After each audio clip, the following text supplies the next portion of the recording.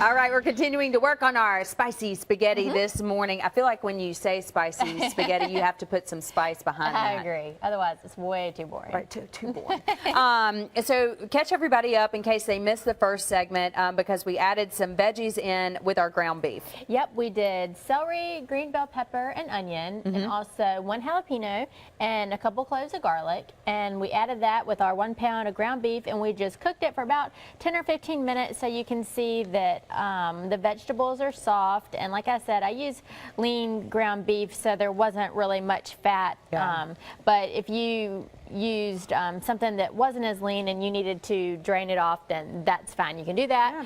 Yeah. And so now we're going to add a few spices and also some tomato paste. I buy tomato paste in these little tubes. Yeah.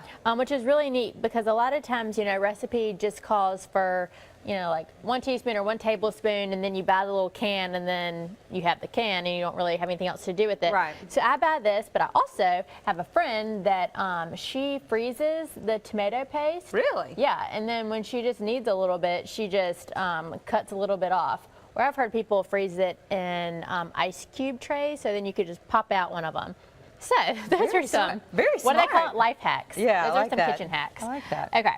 So I'm just going to do a couple teaspoons. Okay. And you can stir, thank you. And then we'll add our spices. So I have 1 teaspoon and 3/4 of salt, 1/2 teaspoon of pepper, 1 tablespoon of Italian seasoning, and 1/4 teaspoon of some crushed red pepper flakes.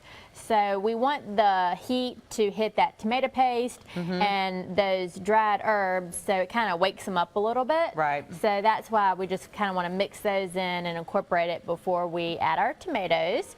So like I mentioned earlier, this is, you know, I call it spicy, but it's not gonna like knock your socks off or anything. Right. But if you didn't really want any spice, but you kind of like the way that the rest of the recipe is looking, then at this point you could just use regular diced tomatoes. Okay. Instead of the ones with chilies. So we're gonna use 2 cans with chilies and the juice. And then I'm also going to add 1 can of, it's a big can, 28 ounces of crushed, I don't want to splash you, of crushed tomatoes.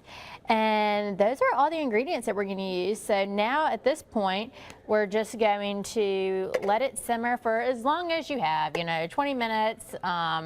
If you need to eat supper right now, then stir it up. And if the kids are screaming. Yeah, put it on the plate. So you could definitely serve this, of course, over noodles, or a lot of people are liking spaghetti squash, which if you're, you know, kind of watching your carbs, that's a really good option. So I like to do that sometimes. And then, have you done zoodles yet? I have tried. Wait, tell me what zoodles are. You take either squash or zucchini. Yes. And like, I have tried that, and we liked it. Yeah, it's really good. So you take, you can do it a couple different ways. If you don't have a spiralizer, which, I mean, nobody just has one of those laying around. Right. You can, which makes it into like little pasta shape, spaghetti shape, squash or zucchini. You can also take a vegetable peeler and just lay the vegetable flat, and then you can just peel off ribbons, so it'll be, you know, kind of the thickness of the vegetable, and then you can just saute it and serve your sauce over that. So those are definitely some low carb options. And we have to mention real quick, because our internet department has been asking about this, a quick update on the Mardi Gras ice cream. Oh, yeah. The king, is it king cake ice cream? Yeah, the Bluebell king cake ice cream. It's a hit. It is a hit. A lot of people were saying that you could only get it in Louisiana, which is definitely not true. Our stores have it, and I posted about that the other day, and people like really got excited about it. So a couple of our stores did sell out, but I've been in touch with our buyer in Bluebell, and so all of our stores should have the king cake ice cream. I haven't had it yet. I didn't. Clearly, we are behind times, Lucy. I know. I should have brought some. Step up our game. I know. My kids would certainly like that.